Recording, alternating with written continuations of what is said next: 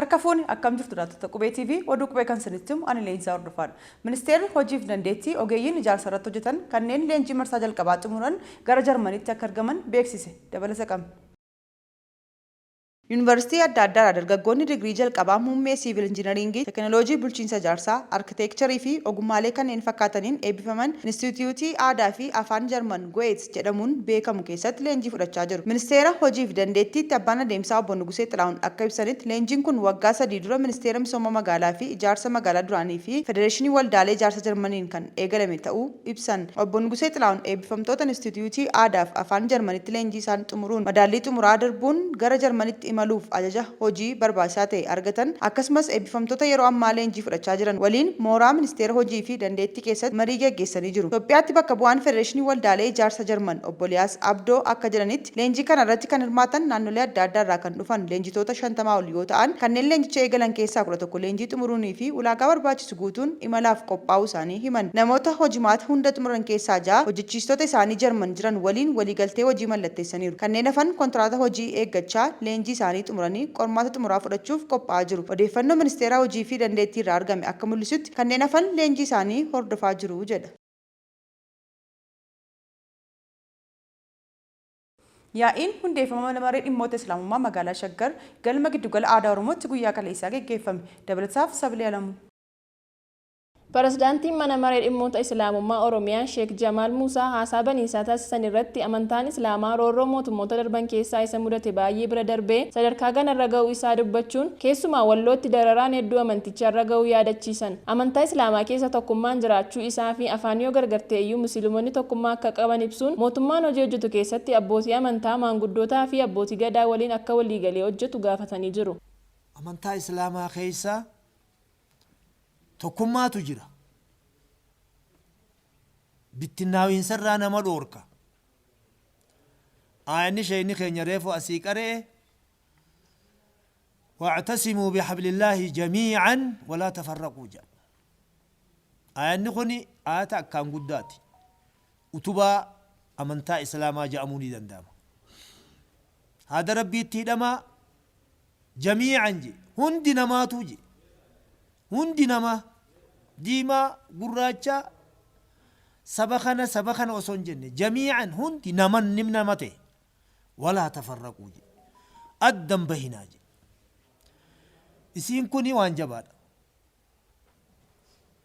مهما اختلفت الأجناس واللغات أفان غرغرة تهولي توكته لتنو أججاجج مريد لتنو أججاجج ورا أمة إسلاما خنا درة بكومسي إساني خنمي والدبن بركان الرافود أمت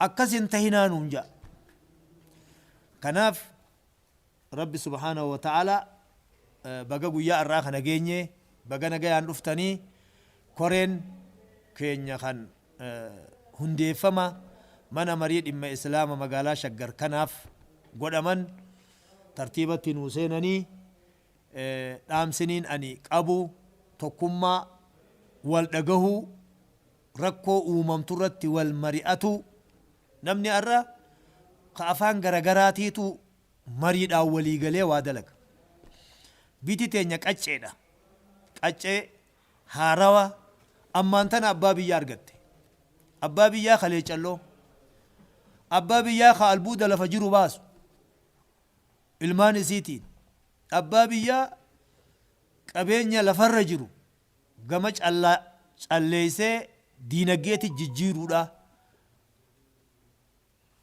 Kanaaf mootummaan yoon fi waan hojjetu keessatti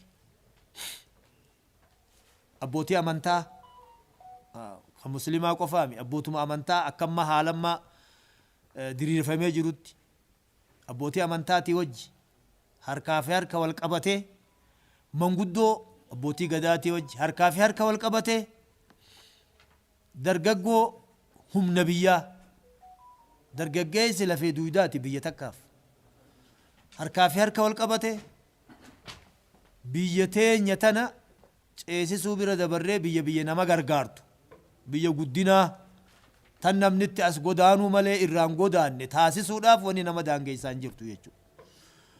Kana godhuudhaaf mootummaa fi abbootii amantaa tana jidduu jaarmaya mu'assasaa islaamaa tana jidduu mu'assasaa amantaa biraatis ta'e siqaan cimaan jiraatu wal amantaan cimaan jiraatu. Itti gaafatamaan paartii badhaadhinaa bulchiinsa magaalaa Shaggar obbo Alamaayyoo Tulluu marii kana irratti argamuun akka jedhanitti yeroo gabaabaa keessatti yaa'iin kun hundaa'uu isaaf gammachuu isaanitti dhaga'ame ibsuun magaalaa haaraa Shaggar yeroo gabaabaa keessatti hundeeffamee hojiitti seene jedhani. Majalisni kaleessa hundaa'e kun majalisa yeroo jalqabaaf hundaa'e ta'uu himuun majalisni magaalaa Shaggar jedhamu kanaan duras akka hin jirre dubbatan. Namni amantaa qabu nageenya lallaba. Shaggariin ijaaruuf walitti nu qabuun oduu gammachiisaa. Oduu ammoo waan torbaan lamaan dabre keessa xiqqoo warra islaamaa mufannoota sanillee qurcu fakkaataa waan mufannoota san deemsisu akkanatti Oromiyaan majlisni Oromiyaa kanaaf walitti nu qabuun kuni waan nu gammachiisu gammachuu guddaa. Itti gaafatamaan paartii badhaadhinaa bulchiinsa magaalaa Shaggar obbo Alamaayyoo Tulluu marii kana irratti argamuun akka jedhanitti yeroo gabaabaa keessatti yaa'iin kun hundaa'uu isaaf gammachuu isaanitti dhaga'ame ibsuun magaalaa haaraa Shaggar yeroo gabaabaa keessatti hundeeffamee hojiitti seene jedhani. Majalisni kaleessa hundaa'e kun majalisa yeroo jalqabaaf hundaa'e ta'uu himuun majalisni magaalaa Shaggar jedhamu kanaan duras akka hin jirre dubbatan. Namni amantaa qabu nageenya lallaba. Mariidhaanis wanti ni kamne hin jiru. Waliin taanee magaalaa Shaggar jabeessuu qabnas jedhan. Barreessaa olaanaan majalisa Oromiyaa Sheek Misbaa Abdurrahmaan barbaachisummaa ijaarsa mana marii magaalaa Shaggar irratti haasaa taasisaniin majalisa jechuun kan caasaan isaa caasaa mootummaa waliin deemu jechuudha jedhan. Magaalaa Shaggar keessas masjiidonni 343 akka jiran himan. Yaa'iin hundeeffama mana marichaa kaadhimamtoota hooggansa majalisaa Shaggar gara fuulduraatti hooggananis filateera. Kanneen filatamanis Sheek Xaayir Abdul Qadir, Ustaaz Yaayyaa Abbaa Jabal, Sheek Naasir Abdallaa, Sheek Mohammad Ali Nadhiisoo, Mohammad Duulaa, Sheek Shu'eeb Haji Yaasin, Dr. Mohammad Saalii, Dr. Saalii Jamaal, Hamad Hussein, Jamaal Nuuraa, Shamsuu Dhabasaa, Adnaan Jafar, Sheek Abdul Mohammadii fi Yaayyaa Abdul Jamalidha. Warroonni filataman kunneenis hojii kana haala gaariin hojjechuuf uummata duratti waadaa seenanii jiru.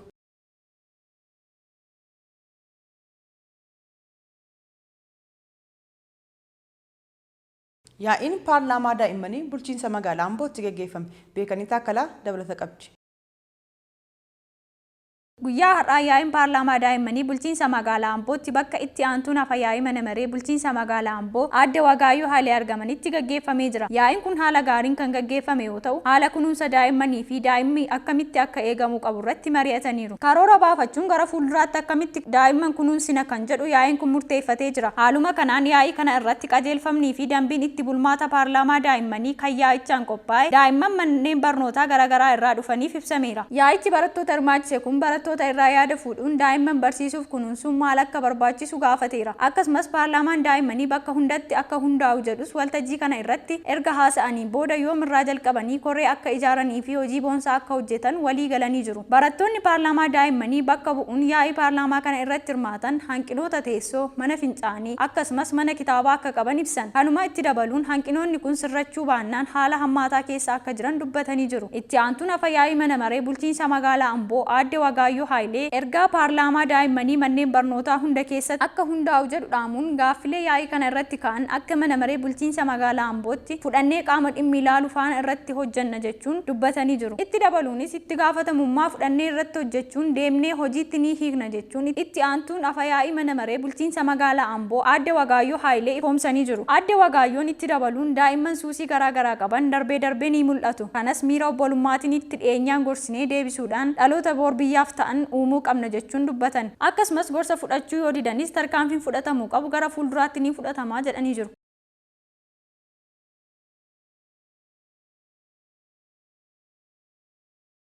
Naannoo Kibbaa godina Guraageetti hawaasni qaabinaa qubee afaan Saabaarraa gara qubee Laatiniitti jijjiiratan dabalata qabna.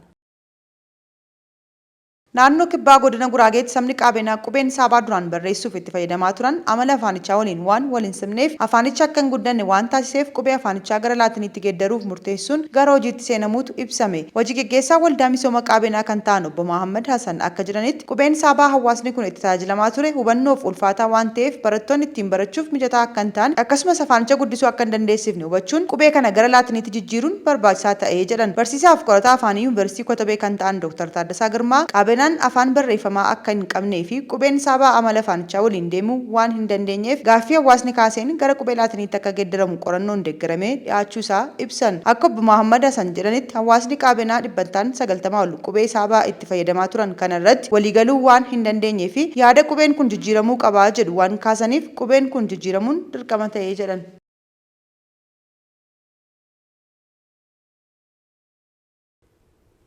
Sirni awwaalchaa goota Baalchaa Kumaalaa Alii Barkee magaalaa Finfinnee mana qulqullummaa Sillaaseetti raawwatamee jira.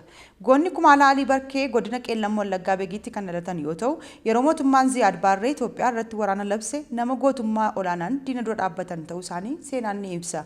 Gootota Itoophiyaa baroota 1970moota keessa bakka Kaarraa Marraa jedhamutti taankii diinaa 5 barbadeessan keessaa Kumaalaa Alii Barkeen nama duraa akka turan seenaan ni hima.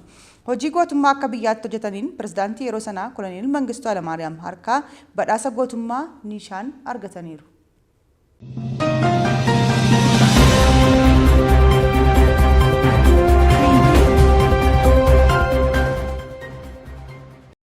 Kan daawwachaa jirtan oduu qubeeti gara oduu biyya laattan darba. Pirezidaantiin Isaayyaas Afeworqi sirna addunyaa haaraa uumuu keessatti Raashiyaan gahee olaanaa qabdi jedhan. Pirezidaantichi itti dabaluun olaantummaan ilaalcha Ameerikaa fi Naatoon durfamu kufaa akka jirus ibsan. Sirna addunyaa haaraa uumuu keessatti Raashiyaan gahee olaanaa akka qabdu himuun balaaleffannaas ta'e waraana Raashiyaa irratti godhamu kamiyyuu akka hin fudhannes ibsaniiru.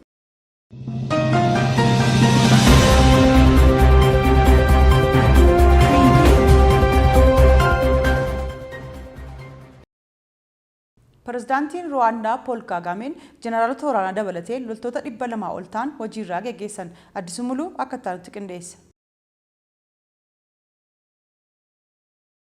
Pirezidaantii Ruwaandaa Pool Kaagaameen jeneraalota waraanaa dabalatee loltoota 200 ol hojiirra ari'an. Pirezidaantiin Ruwaandaa Pool Kaagaameen qondaaltota waraanaa olaanoo biyyattii dabalatee loltoota 200 ol hojiirra ari'uu isaanii Reuters guyyaa har'aa gabaase. Akka lakkoofsa Awurooppaanotaatti baroota 2018 fi 2019 waggoota lamaaf tajaajila humna eeggataa biyyattii ta'uun kan tajaajilan Meejer Jeneraal Aloons Mugaangaa fi tajaajila basaasa biyyaalessaa fi dhimma nageenya biyya alaa biyyattii hoogganaa kan turan Firaansis Mutigandaan qondaaltota olaanoo biyyattii 14 pirezidaantichi hojiirra ari'an keessatti argamu. Kana malees ibsi raayyaa ittisaa biyyattii irraa bahe akka ibsutti raayyaa ittisaa biyyattii keessaa qondaaltota lakkoofsi isaanii 116 ta'anii fi loltoota sadarkaa adda addaa qaban lakkoofsi isaanii 116 ta'an waliigalteen tajaajila kennuu isaanii addaan cituu beeksise. Ibsi roobii kaleessaa waaree booda bahe kun akka addeessutti sababni loltoonni 240 ta'an aangoo irraa ari'amaniif ifa akka hin taane ibse. Tarkaanfiin kun kan fudhatame pirezidaantii Kaagaameen tarkaanfii hin baratamneen sadarkaa waraanaa olaanoo Ruwaandaa jijjiiruun ministeera ittisaa fi hoogganaa waraanaa yeroo wal fakkaatutti hojiirra ari'uu fi namoota bakka isaanii bu'an beeksisuu isaanii guyyaa tokko booda. Hanga hojiirra ari'amutti ajajaa kutaa makaanaayizeeshinii kan turan Meejer Jeneraal Mugaangaan kolleejjii waraanaa Ameerikaa irraa eebbifamuun bara 2018 fi 2019 akka lakkoofsa Awurooppaatti biyyattiitti ajajaa humna eeggataa ta'uun tajaajilaa turan. Hoogganaan biraa amma hojiirra ari'ame Birgaadeer Jeneraal Mutigandaan hanga gara waajjira muummee raayyaa ittisaa biyyaa magaalaa guddoo Kigaalitti jijjiiramutti tajaajila basaasaa fi nageenya biyyaalessaa keessatti itti gaafatamaa nageenya alaa turan. Jijjiirraan aangoo fi aangoo irraa ari'amuu hooggantootaa kun yeroo waldhabdee guddaan Ruwaandaa fi biyya ollaa ishee Riippaabilika Dimokiraatawaa Koongoo keessatti humna finciltootaan dhiibbaa guddaa keessa jirutti raawwate. Biyyoota lamaan keessatti garee finciltootaa waliin ta'uun mootummaa giddugaleessaa kuffisuu fi tattaaffii cimaa taasisaa jiru. Gabaasni Reuters kun akka mul'isutti Pool Kaagaameen sababuma finciltoota kanaan wal qabatuun hooggantoota kana aangoo irraa gaggeessan jedha. Raashiyaan weerara Yuukireen irratti raawwatteen wal qabatee qoqqobbii biyyoonni dhiyaa ishee irraan kaan jalaa ba'uuf mala siyaasaa Iraan fayyadamtee jedhame. Waariyoo Diidaa akka ta'utti qindeessa. Raashiyaan erga fulban 2022 Yuukireen weerarte booda qoqqobbii biyyoota lixaa Moskoo irraa kan jalaa miliquu fi tooftaa Iraan biyyaa fayyadamuun akka barbaadde gabaasni dhaabbata tajaajila mootii Yuunaayitid Bireetiin jedhamu guyyaa kaleessa jechuun waxabajjii bara 2023 maxxanfameen mul'isee jiran. Akka gabaasa kanaatti Raashiyaan Iraan biyya hardii keessatti argaman ta'illee biyyoota daangaa isaanii gubbaa jiru waliin dhukkee walirra kaasuun wal fakkaatanii jedhan. Duuba akka biyyoonni kun jedhanitti Raashiyaan malaa fi siyaasa Iraan fayyadamuun biyyoota hollaa weeraraa jirti jedhama. haa ta'u malee Raashiyaan diina daangaa keenya darbee ofirra dhowwuuf nu namu hin gaafannu akkasumas siyaasa eenyullee hin fayyadamne jechuun dubbii biyyoota lixaa dubbatte tana cimsinee balaaleffannaa jechuun dubbisii dubbatte. Ergaa sunirraa jalqabnu Ameerikaan, Bireetiin, Kanaadaa, Jaapan, Awustiraaliyaa fi Niwuzilaand dabalatee michoonni Yuukireen qoqqobbii cimaa walitti aansuun Raashiyaa harkaanii jiran. Qoqqobbii feetan adoonur keettanillee nu hin dhageenyu kan jette Raashiyaan wanni biyyoota lixaatuun dubbachuu jirtu nu gurbitaati jechuun balaaleffannaa isii itti fufte. Tarkaanfiin kun kan fudhatame akka biyyoonni kun jedhanitti erga Raashiyaan guutuu Yuukireen weerarte yoo ta'u eegi suni eegaltee dinagdeen Raashiyaa waraana irratti kan xiyyeeffattee jedhama. Akka biyyoonni kun jedhanitti Raashiyaan baankii biyyoolessaa isii hunda akka isiin waraana hoogganamtu godhuu fi biyyittii misooma hadoo hin ta'in waraana irratti akka xiyyeeffattu taasiftee jedhama. Raashiyaa waraana kana guyyaa isiin dhiiftu rabbitti beeka malee namni hin beekan jedhan biyyoonni lixaa haga danda'ametti Yuukireen deeggaruuf duubatti akka hin deebin dhaamatan. Haaluma kanaan yeroo sunirraa jalqabe boba'aa fi gaasiin Raashiyaan addunyaaf ergutu yoo hirdhatu kaan immoo Puutiin itti gaafatamuu akka qabbiyyoonni kun balballoomsan. Gaasii fi boba'aan Raashiyaan addunyaa kanaaf dhiyeessituun wal qabatee haga Raashiyaan waraana Yuukireen waliin jalqabde addunyaan haala yaaddessa keessa galuu fi rakkoon guddaan uumamullee biyyooti lixa kun balballoomsanii jiran. Haalum kanaan midhaan nyaataa kanneen akka qamadiif salixa duri Raashiyaan addunyaa kanaaf dhiyeessitu yoo ta'u amma immoo eegii isiin waraan kan jalqabde biyyooti harka qalleeyyiin Raashiyaa irra fayyadamaa turte haala hamaa yaaddessa keessa akka jiran dubbatama. Gabaasni mata dureen isaa Developing Bad Habits What Russia May Learn from Iran's Sanctions Evasion jedhamu akka qophaa'etti tarsiimoo fi faayinaansiin daldala Raashiyaa keessatti madaqfamee jiru ilaalcha ragaaleen mul'achaa jiru baay'ee rakkisaadha jedhan. Walumaa galatti biyyooti lixaa kun Raashiyaa waan sirrii hin taane Iraan irraa akka barattee fi addunyaa kana irratti shaakalaa akka jirtullee dubbatan. Kan daawwachaa jirtan oduu qubeeti. Oduu waliin ani Leensaa hordofaan ture. Qophiileen qubee TV kanneen biroon itti fufu. Isaan waliin turtii gaarii. Gama kootiin nagaatti.